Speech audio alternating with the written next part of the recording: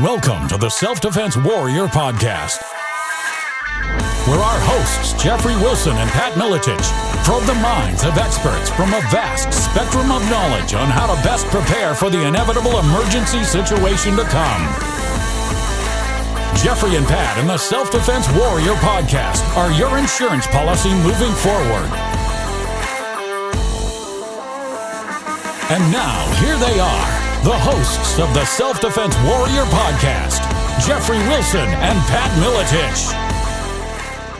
All right, welcome to another episode of the Self-Defense Warrior, the 360-degree view of asymmetrical self-defense. And we've got a very, very interesting guest on. But before we bring our guest on today, I want to say hello to my co-host and partner in crime, Jeffrey Wilson. Jeffrey, great to talk to you again. It's great to talk to you, champ. I'm anxious to discuss things with our guest today. Found his the stuff you had sent me very fascinating. I'm looking forward to delving a little deeper into it. Yeah, and as we've talked about, Self-Defense Warrior Podcast, there's so many ways modern man has to defend himself, and certainly what you live in has to be able to defend you. And Angelo Farruggia has found and developed and patented technologies that are mind-blowing beyond comprehension, and just listening to him will make your brain melt, all the things that he's worked on for the past almost 20 years to get to this point to where he can bring this to market, and we're really happy to be part of announcing this. So Angelo, I just wanted to welcome you to the show and thank you for taking the time to discuss all the amazing, mind-blowing technology that you've developed over the past 20 years. Hi guys, thank you to have me. It's really cool. So I can't wait. Tell us number one, a little bit about your background, where you're from, and kind of how you arrived at this level of consciousness that you've arrived to. Yeah, so I have a story a little bit, outside the norm. So I left my family when I was 15. I come from Sicily, and then I went to live in France. I lived in Belgium, and then all over the world also. But I study completely outside my world. My family are builder, so developer, construction, contractor all over Europe. They build homes and multifamily. But I left and I went to study philosophy first.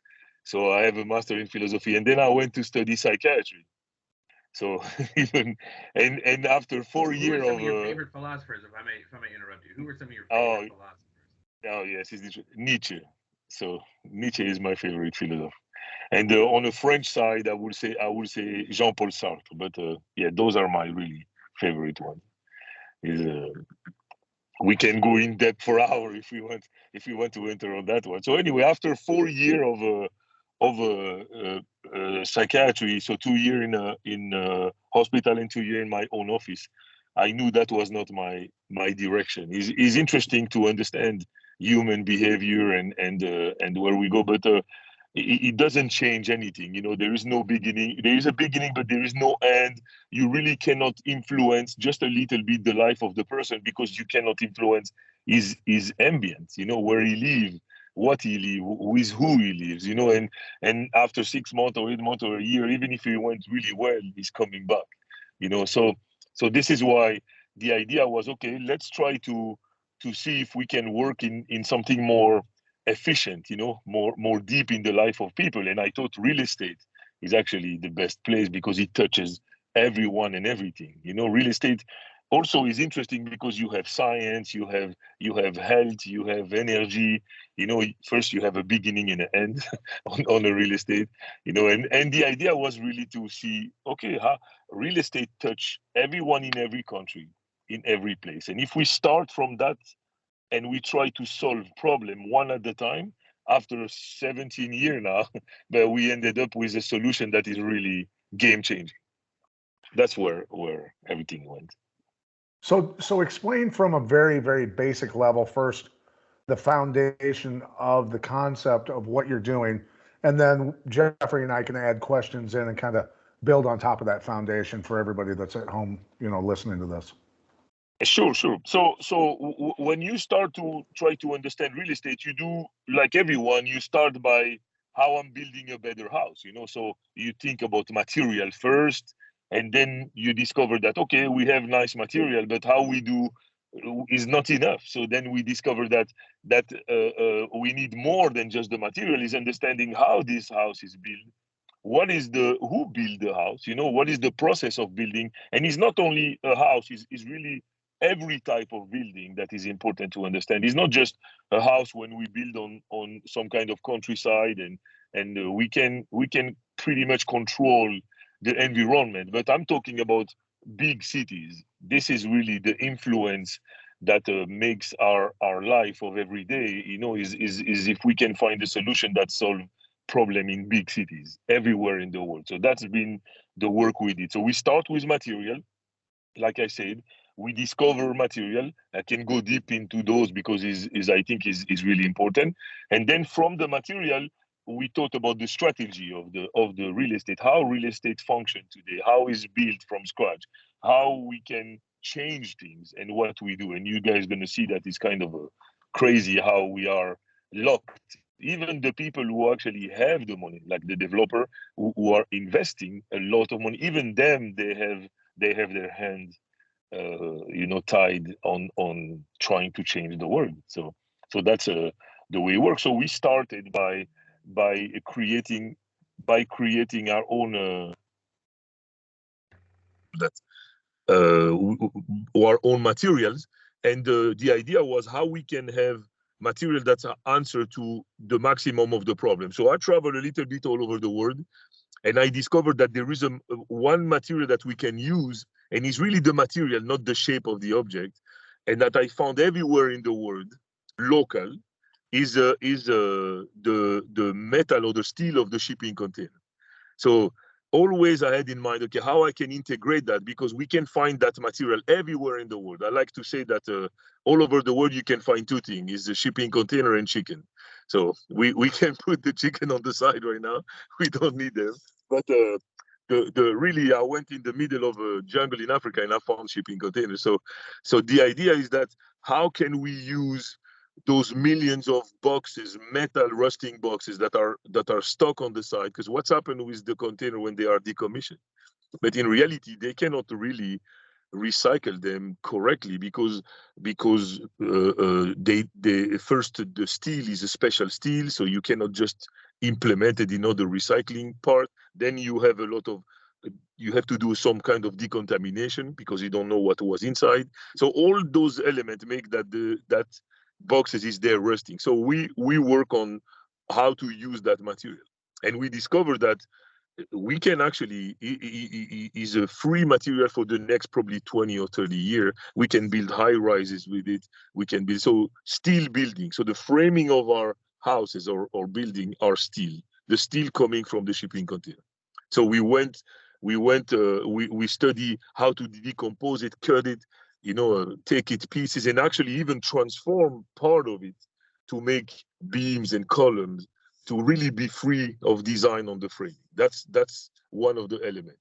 The second part is that steel is not enough, and one of the important part of housing is insulation.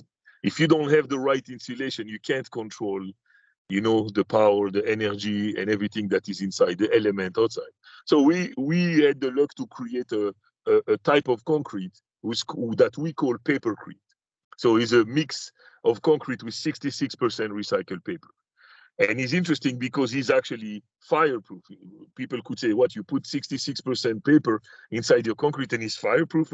We have tests of fireproofing of that material, and the insulation is to the roof, and it's actually costing less than half the price of a normal insulation outside. So we use that material. The normal rating of insulation is R, what, 16? Oh, interesting. So the normal rating of insulation is R19. R19, and for okay. the roof and for the attic usually is R30. Okay, and your papercrete insulation is? Yes, our insulation is R79. So it's really it allows us to have a need between that and all the saving that we do all through the house. We have a need of a quarter of the energy to heat and cool a house or a building. So that's what we created with that insulation. And then the last material that we think is really probably the most revolutionary of all of it is the next generation of concrete. It's called ultra high performance nano concrete. So is a concrete who goes to a concrete for foundation is a 5,000 psi. So whatever that means on a compressive strength. Our concrete is 22,000 psi. So he allow two things important is to become like a liquid rock with all the capability of a rock. So which means imagine you have a granite that you can make liquid and give it any shape, any color, and it has the same specification of granite, which is waterproof, completely fireproof, the cold ice and everything that actually disturb regular concrete doesn't touch because it doesn't make it doesn't penetrate the concrete. So now this material, if you use it to do your exterior with it, the roof, but we do also the doors, the countertop, the tile, the bathtub, so the window frame, everything you can imagine that is expensive usually in a building, we can do actually with that concrete. And this is important because that concrete really changed the envelope of the house. He allow you to design house to sustain the element. So if you want to design a waterproof house or a fireproof house, is this concrete allow you, because it's like having a liquid granite that cover your house from outside, but also does the design inside. And this is the third material that we use. Yeah, so I wanted to expound upon that, because when we talk about this new age concrete that you've got, the foundation. I live in the Midwest up in Iowa, and there's foundations, on houses all throughout the Midwest. And eventually they degrade and the basement leaks, and you've got black mold issues and water issues inside of basements. And so people have a lot of problems. And eventually the house's value goes down considerably because of that. But with this new age concrete, just the foundation alone remains waterproof for, can we even comprehend how many years out? It's interesting. If we use what we have as an experience outside, like you go to Europe and you see the Roman aqueduct or the Roman bridges, they are there since 2,000 years. And this concrete has the base of the formula of the Roman concrete. So what's happened is normal concrete is porous, and because of that porosity, the water penetrates, and the water is the main problem of the making the concrete wear and tear. So here, like you have a granite, if you have a granite object and is outside, check the pyramid, they're there for 4,000 years. So that's really one of our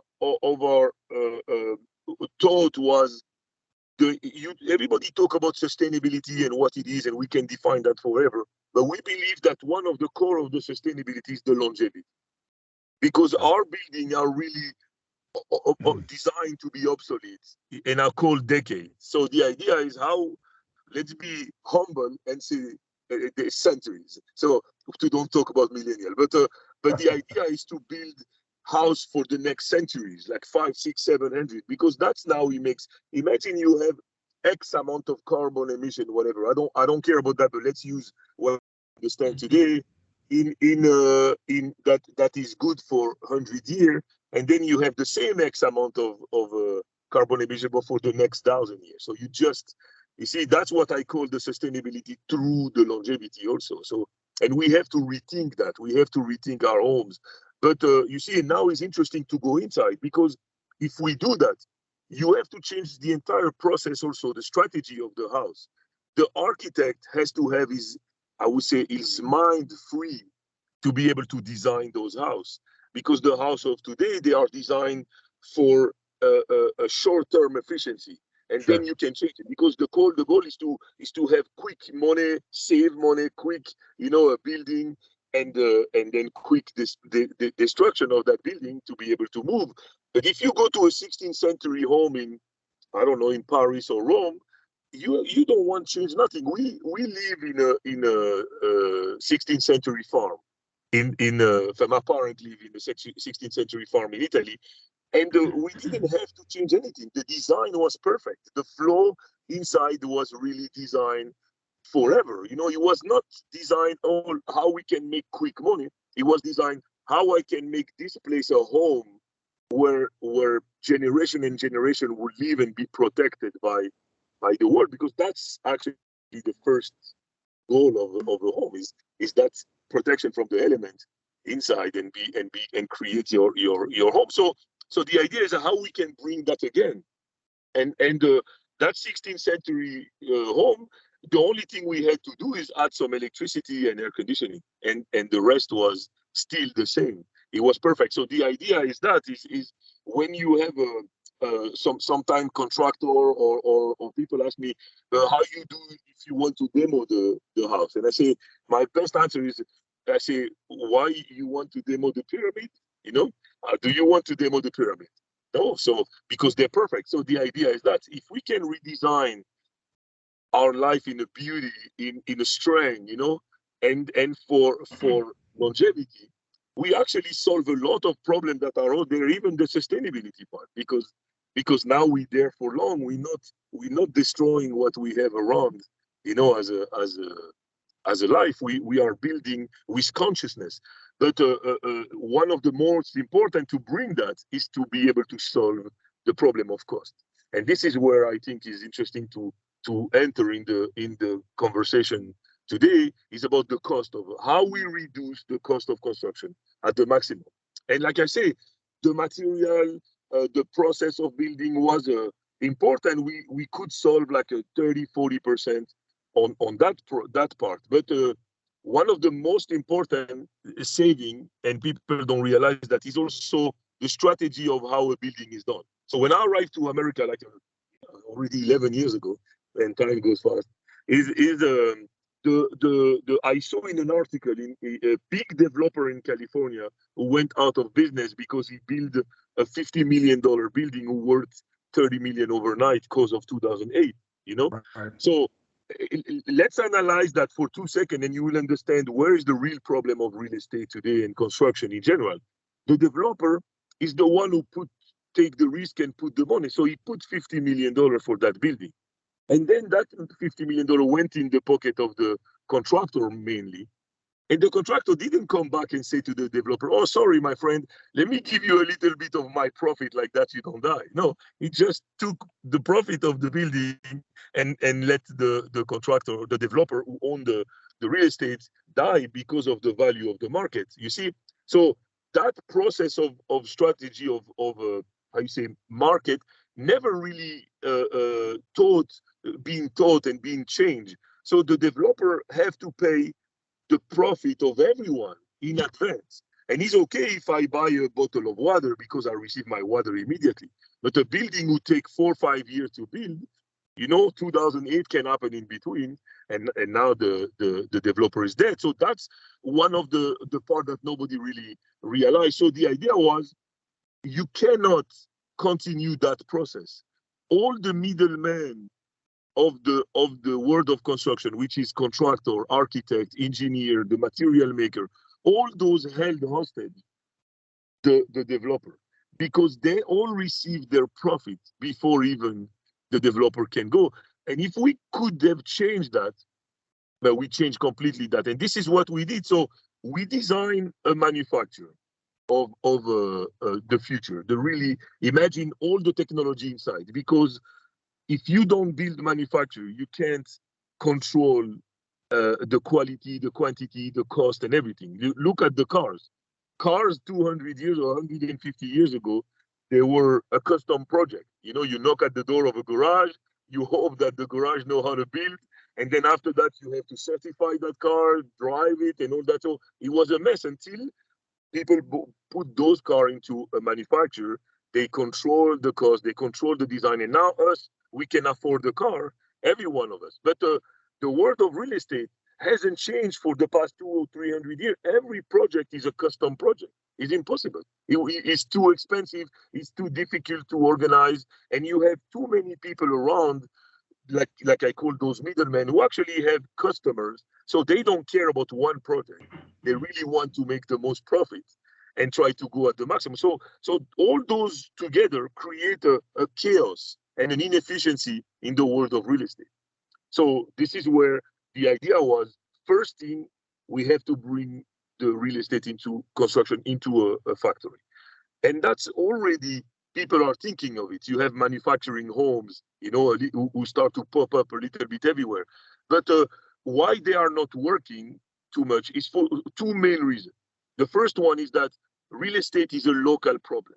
You can't ship a house from outside the country, or even from another country is even worse. So because you're gonna have to control that part, and it's too heavy, and it doesn't change really the core.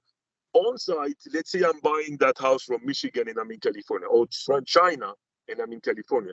I still have to pay an architect to design my house, go to find the permit, because the permit is local. The law of a real estate is local. Then I have to find a contractor to do my foundation, to be able to manage that for when I receive the module. So it saves a little bit, but it's still not good enough. So the manufacturer has to be local and cannot build more than a certain size of territory. That's why it is the first point, that's why the world of manufacturing today doesn't work too much. And the second one, which is to me even more important, is that the manufacturing today doesn't give freedom of architecture. And you can't rebuild the future if you don't have freedom of architecture. Not every house can be a tiny home or can be a modular build. If the developer wants to build a high rise, or if the solution is actually a resort style building, you have to be able to give that. Yeah, let me ask you a question on that, because I've had a few houses built over the years, and any little thing that you add whatsoever in terms of design that's outside of the cookie cutter style, it's a lot of cost. I mean, it really is. It adds up very, very fast. And so that's where I want to get to, your understanding and your process and everything that you have with your materials. That's not going to cost that much more to change things a little bit at all.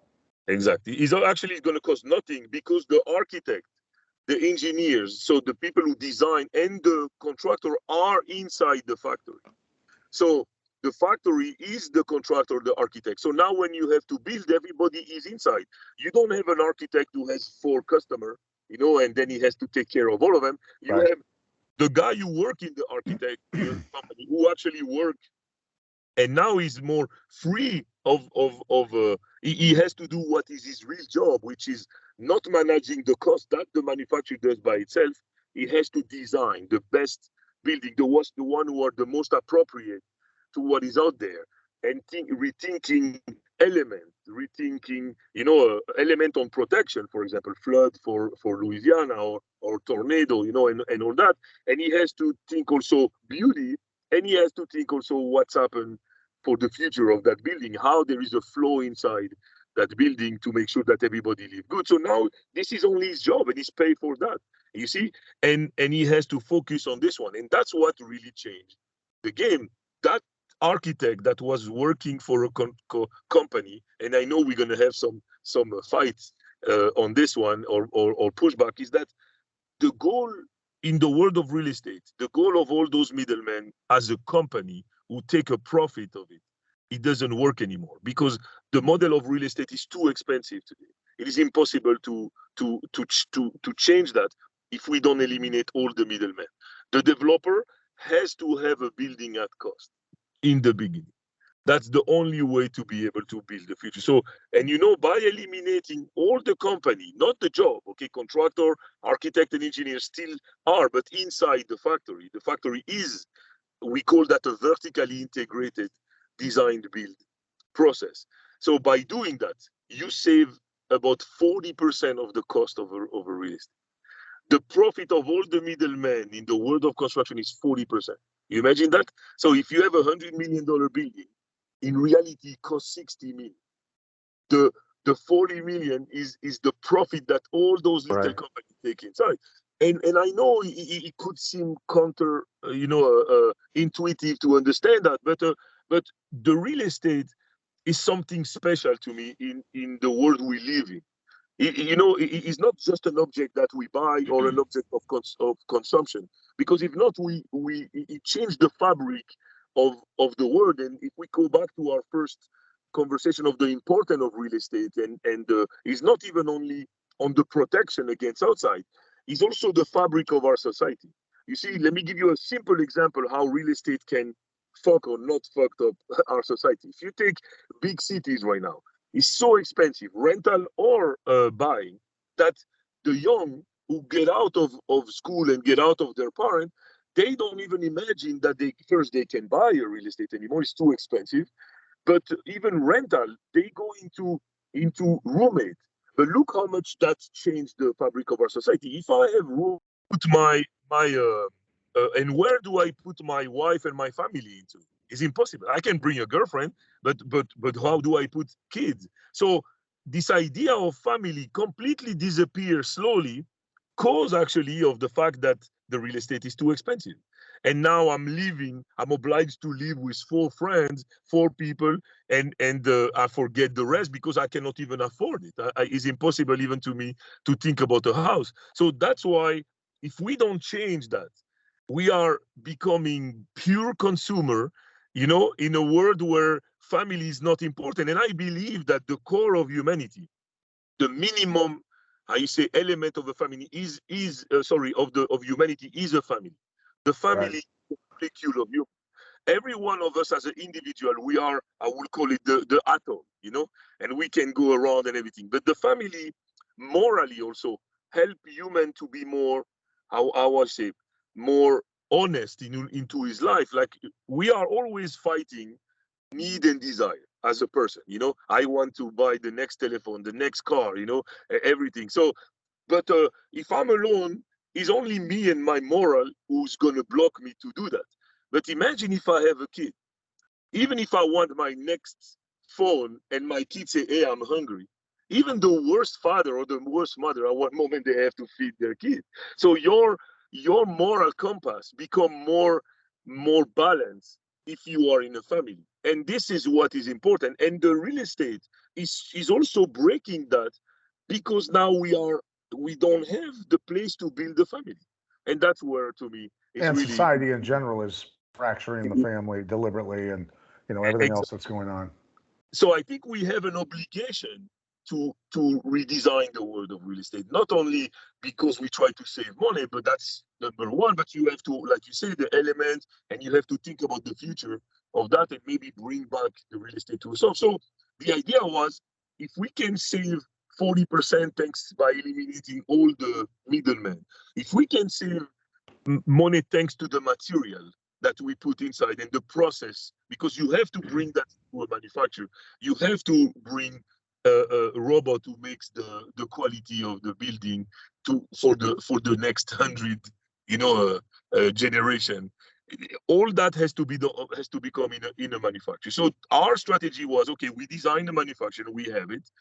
Inside you have to start those 3 material who allow you to design any type of building, a high rise, a house, a new city. And then now we can save, we say, up to 75% of the cost, because like that, the developer in the big cities has the possibility to actually buy and demo old house or building who has no value and rebuild those buildings of the future. So this was really the strategy that we put together inside. And the last part is that when we designed that. You've been listening to the Self-Defense Warrior podcast with Jeffrey Wilson and Pat Militich. Watch the complete interview on Red Voice Media Premium using the link below, completely uncensored and ad-free. Not a member yet? Try it for $1.